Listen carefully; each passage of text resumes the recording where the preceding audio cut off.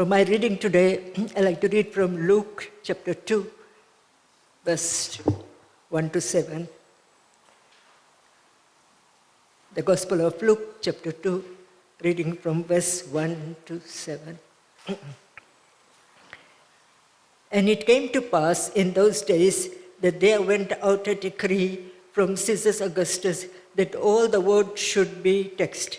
And this taxing was first made when Quirinius was governor of Syria, and all went to be taxed, every one into his own city. And Joseph also went up from Galilee, out of the city of Nazareth, into Judea, unto the city of David, which is called Bethlehem, because he was of the house of and lineage of David, to be taxed with Mary his spouse, wife, being great with child. And so it was that while they were there, the days were accomplished that she should be delivered. And she brought forth her firstborn son, and wrapped him in swaddling clothes, and laid him in a manger, because there was no room for them in the inn. Let's pray. Gracious Father, we come to thee. Thank you, Lord, for thy word. I pray that thou will anoint me with thy Spirit of God, that I may speak the word of God. And Lord, prepare the hearts of the people to receive your word. Thank you, Lord, for your anointing in Jesus' name. Amen. My topic today is before and after the birth of Jesus. Let's look at the journey to Bethlehem. When you look at the book of Luke, the Gospel of Luke, is the only gospel writer that related the events he recorded to the world history. Palestine was under the rule of Roman Empire, and Caesar Augustus, the first Roman emperor, was in charge.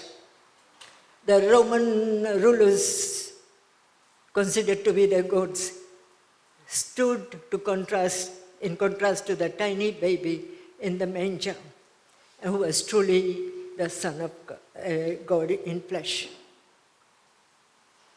And the Roman census was taken to aid military conscription or to tax collection. The Jews didn't have to serve the Roman army, but they could not escape or avoid paying taxes. Now, the Augustus decree went out in God's perfect timing, and according to his perfect plan to bring his son into the world. The government forced Joseph to make a long trip just to pay his taxes. Let's look at the transport. We have modern transport. We have buses and cars, even taxis and trains and so many. But to ride for them.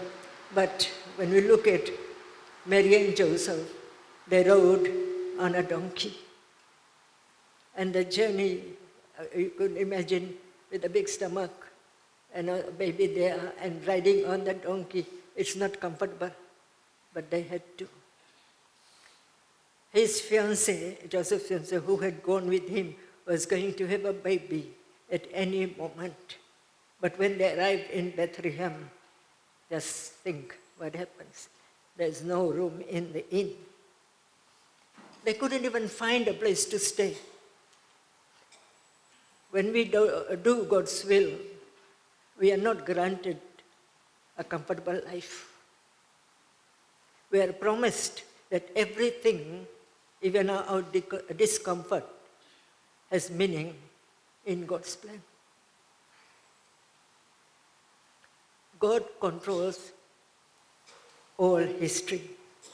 Now, by the decree of Augustus Caesar, Jesus was born in the very town prophesied for his birth by Micah, chapter 5, verse 2, even though his parents did not live there.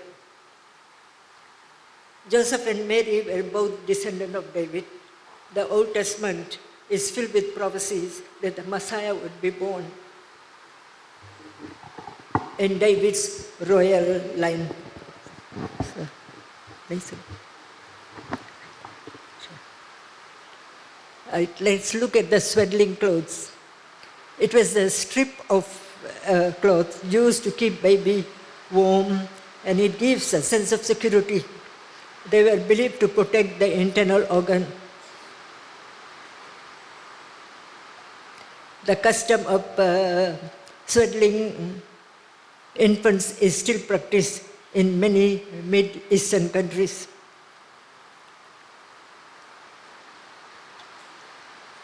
The mention of the manger is the basis of the traditional belief that Jesus is born in a stable. Stable were often caves with feeding troughs. Manger is carved into the rock walls. Despite popular Christmas cards, pictures the surrounding area were very dark and dirty.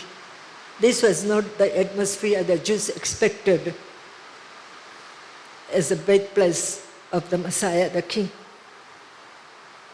Well, what do you expect when there are animals?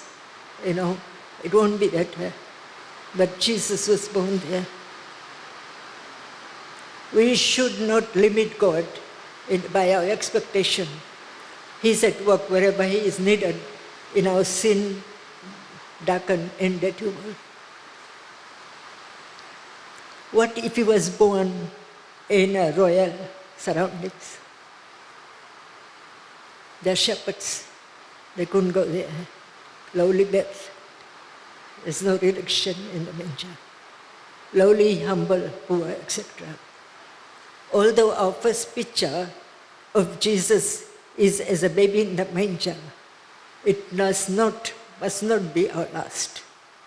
The Christ child in the manger makes it a beautiful Christmas card or scene, but we cannot leave Him there. The tiny, helpless baby lived an amazing life, died for us, ascended to heaven, and will come back to this earth as King of Kings. Christ will rule the world and judge all people according to the decision about Him. Do you still picture Jesus, a baby in the manger? Or is He your Lord? That's the question I'm asking all of us present here. Do you still picture Him as a baby in the manger at this Christmas time? Or are we saying that He is my Lord? Make sure you don't underestimate Jesus. Let Him grow up in your life.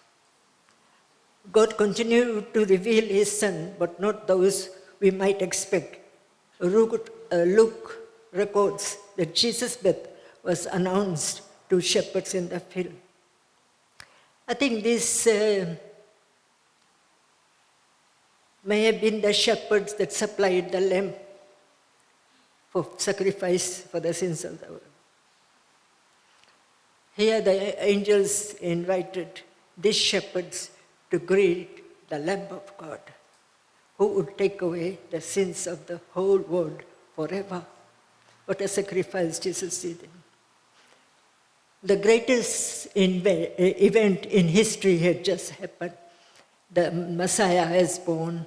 For ages the Jews waited this, and when it finally occurred, the announcement came to humble shepherds. The good news about Jesus is that it comes to anyone with a heart accept you as you are. Some of the Jews were waiting for the Savior to deliver them from Roman rulers. Others helped the Messiah, Christ, to deliver them from physical ailments. But Jesus, while they healing their illness, had established a spiritual kingdom, delivered them from sin. His work is far-reaching than anyone could imagine. Christ paid the price for sin and opened the way to peace with God. He offers us more than temporary political or physical changes. He offers us new hearts that will last forever, eternity. Let's look at motherhood. Motherhood is a painful privilege. Young Mary of Nazareth had the unique privilege of being the mother to the very Son of God. Yet the pains and pleasure of her motherhood can be understood by all mothers everywhere. Mary was the only human present at the birth of Jesus. And she also witnessed his death. She saw him arrive as a baby son, and she watched him die as her savior. It's marvelous how God works. But a mother's heart at that time, you could feel when the son hanging on that cross, it must have broken.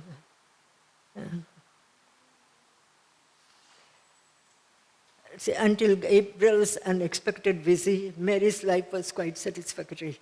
She was recently engaged to carpenter Joseph and was anticipating married life. But her life was about to change forever. Now, angels usually don't make appointments to visit.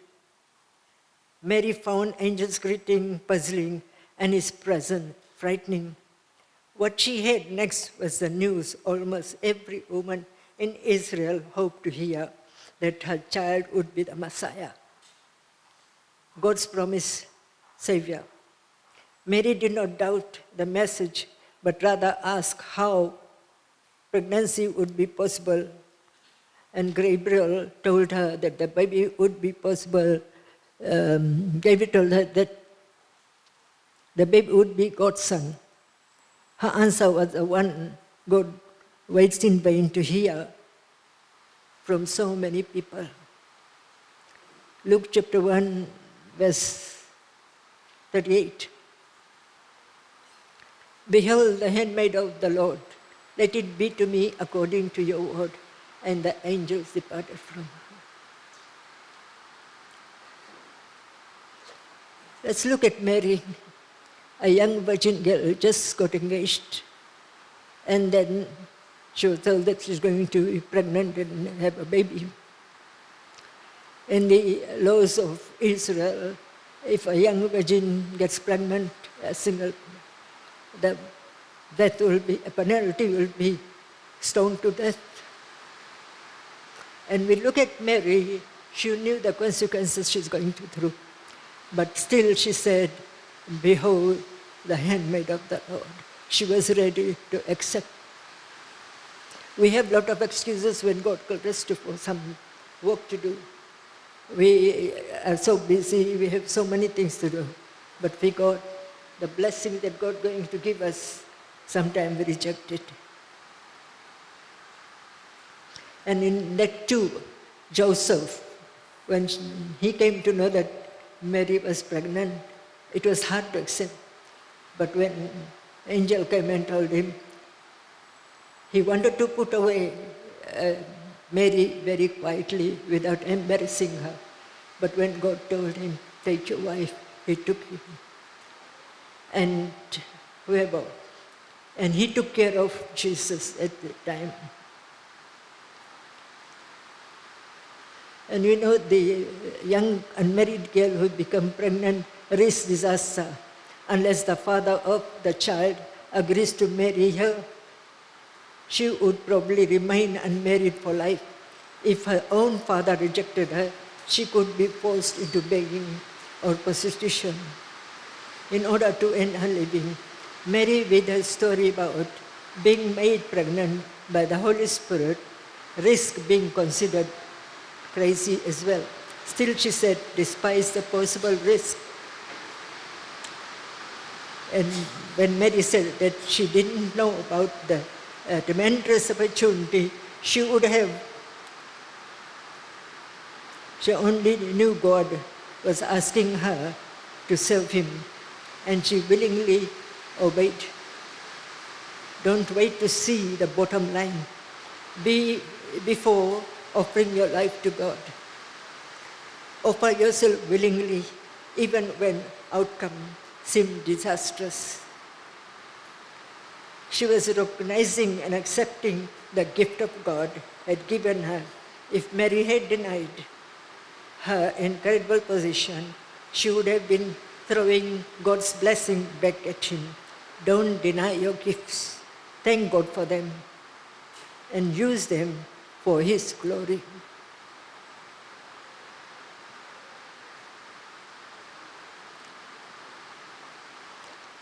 Let's look after the birth. What happens? Within a few weeks of his birth, Jesus was taken to the temple to be dedicated to God. Simeon and Anna, who recognized the child as the Messiah, promised God by God.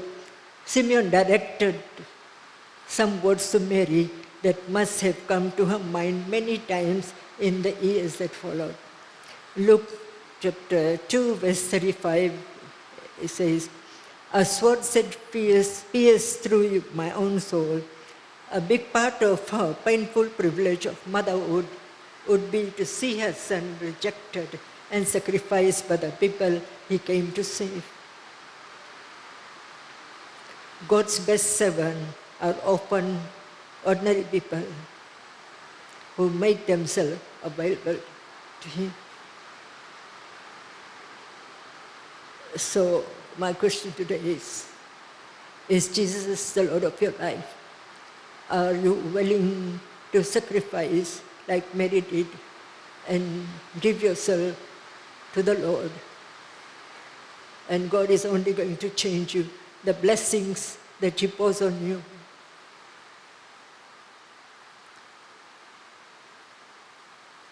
And if Jesus had not come, then there was no Christmas. And Jesus paid the price for us.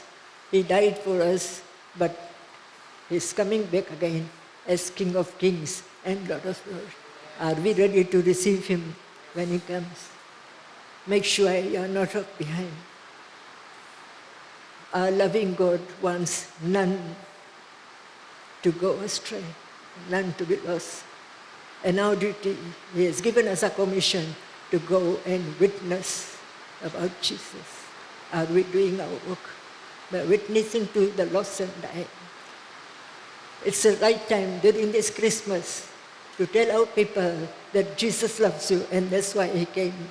It's not the gift we receive or give. It's Jesus that he came to save us and give us life everlasting. Let's pray. Gracious Father, I thank you.